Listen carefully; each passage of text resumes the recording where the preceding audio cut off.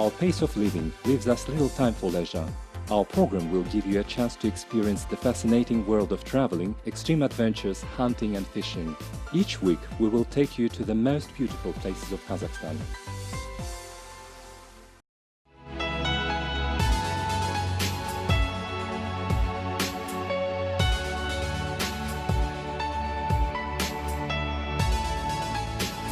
Landscapes and biological diversity of the Central Asian wilderness have fired travelers and explorers' imagination from time immemorial. Where else can you see snow and glaciers, alpine tundra, coniferous forest, lush green mountain meadows, deciduous forest, riparian jungles growing along rivers, endless steppes and deserts, all possible to see in one day? These diverse wild corners are inhabited with various animal species, and many of them are game animals. The territory of Kazakhstan is rich in wild terrains. However, the recent dynamic development of agriculture and the use of river water for farming have significantly declined the diversity of wildlife. And now the species that used to be allowed to hunt for have become rare, and hunting for them is prohibited. Scientists have come to the conclusion that the rational use of wildlife, including hunting, is more good than evil. Wild animals are a renewable resource, given the sufficient and appropriate wildlife management. In this case, their numbers recover quite fast. When local people see material benefits they have from appropriate resource management and fair hunting, they start to appreciate this renewable source and try to multiply it. This is common in many parts of the world. In Kazakhstan, a bright example of the practice of preserving wildlife is protecting red deer and ibex. These animals have a value for Kazakhstani and foreign hunters as trophy species. And despite this, the number of these animals is only growing. These animals are the most popular and on-demand trophy animals on the world hunting market.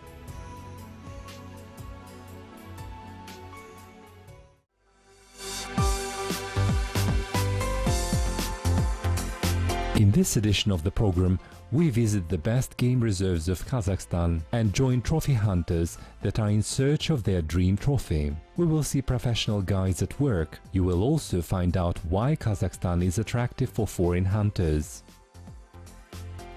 You will find out what makes hunting in our wild terrains different from hunting in European hunting areas. Here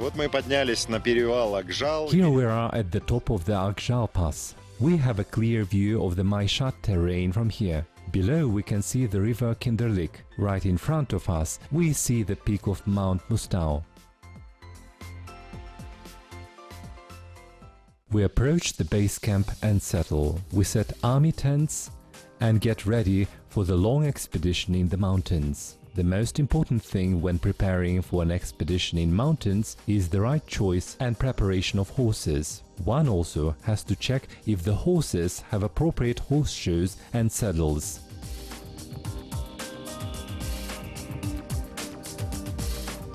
At the base camp, we take binoculars and look at neighboring slopes. On one of them, we see a group of red deer grazing. И вот мы приехали на зимовку Майшат, отсюда до охотничьего лагеря Тебеген. Here we are at the Maishat winter hut. From here to hunting camp Тебеген there's 20 kilometers. We are now crossing the river and will go up along the engineering border fence towards the mountains as far as Тебеген. The path to the hunting site is not short. Most of the time on the route we spend riding horses.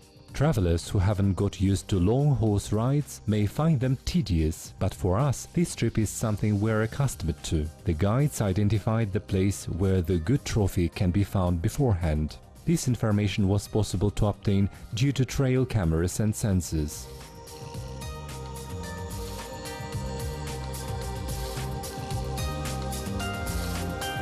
Hunter from France, Claude Dion, accompanied by famous fitter Renaud de Greux-de-Leu, set off for the most remote corner, Plateau Тебеген, to find an exemplary trophy of red deer.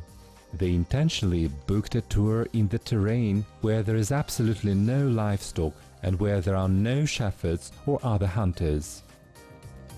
Claude is 71, but despite his age, he declined the comfort of the hunting camp to see how good he is at staying in the wild terrain. In the next 7 days, he will have to spend nights in a tent and eat food from his soldier rations. He will have to walk up steep slopes, sail across a fast river, and spend 10 hours riding a horse.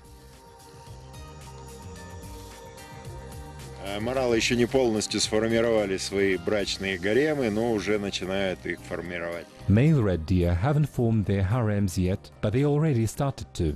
Down below the camp there is a herd of ibex.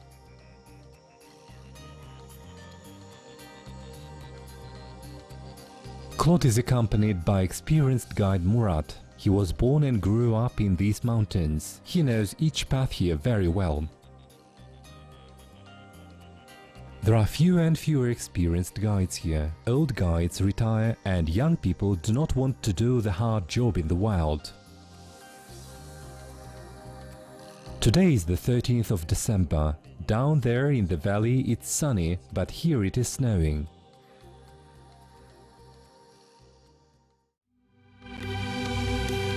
In many parts of the world, the occupation of a professional hunting guide is considered prestigious and well paid. In order to qualify as a professional hunter, one has to take a difficult exam, and it is fair as lives of other hunters may depend on their guide, not only the success of the hunt. In our country, this job does not bring as good money as it does in some other countries yet, but it requires a lot of professionalism. Murat leads his little caravan confidently up the steep mountain slopes. He knows for sure where he needs to lead the group and what places they should walk around. A mistake in the choice of the path may cost the visitors' lives. Our group is caught by bad weather on our way and we set a camp. We have to spend the night at the pass. The hunters get into warm sleeping bags. It is of utmost importance that visitors choose the right equipment. A night in a wrongly chosen sleeping bag may seriously damage one's health. When it comes to tents, they should be made of the kind of durable tents, with metal frames designed for mountaineers. Maxim remembers an account when a few years ago, during an expedition in Tian Shan, the mission was failed because they had chosen cheaper tents made in China. Heavy snowfall literally ruined their plans then.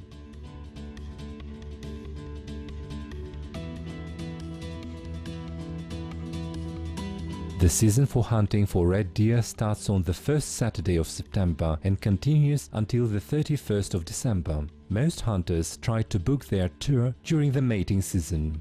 At this time, the mountains and neighboring valley are filled with male deer bellowing that sounds like high-pitched sound. During the mating period, young stags start forming their own herds of female deer, in which the number of doe may vary from 1 to 15 depending on the status of the stag.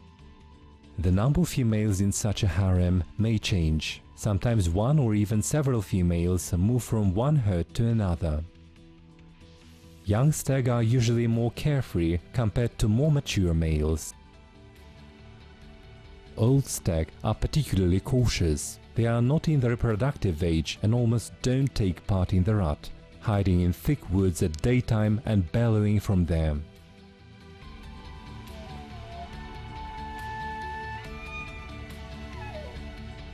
In order to spot such an animal from a distance, the guide has to have excellent eyesight and years of experience that make him sharpen the skills. Binoculars are an important tool for the professional hunter.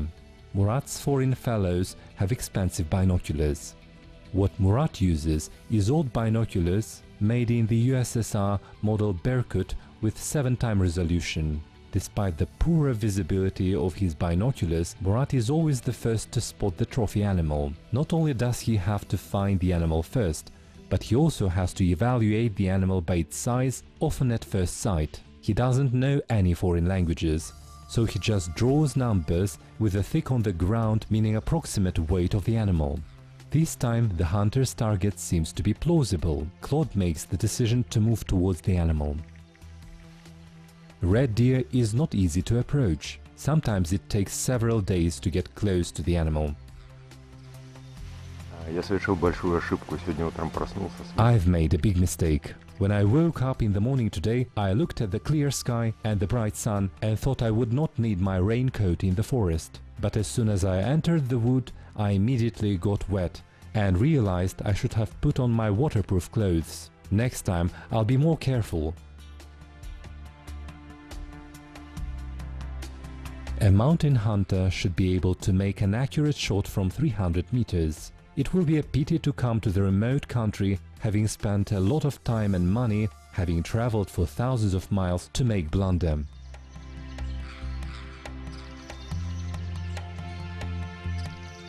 Claude is an experienced hunter. He has hunted for hundreds of times in different continents. He creeps towards the deer on a narrow forest path at 350 meters and makes a shot from a difficult position under the angle of 40 degrees. His bullet finds the aim. His Blazer caliber 300 is a well-tested gun in mountain hunts. Claude is happy. He's got a plausible trophy. The deer antlers weigh 14 kilograms.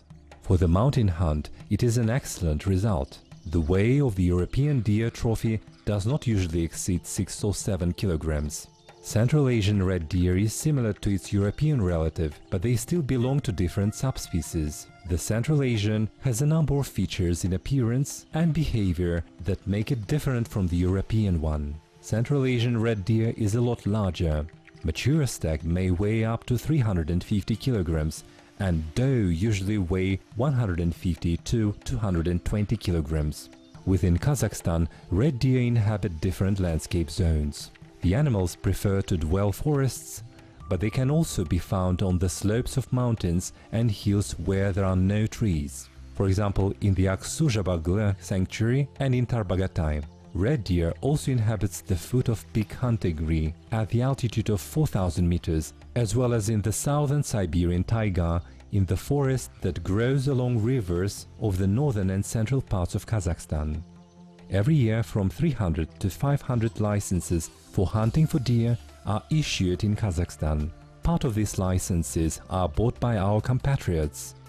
The rest are sold at international tourist exhibitions to foreign hunters. Today, trophies earned in real wild terrains in the mountains are evaluated separately from trophies earned in hunting areas where game animals are often bred by people. A new hunting community that proclaims that only trophies shot in the wild have a value has been set up. They recognize only the wild hunt. This club of mountain hunters got prestigious soon, and prices for so-called wild hunts have increased significantly.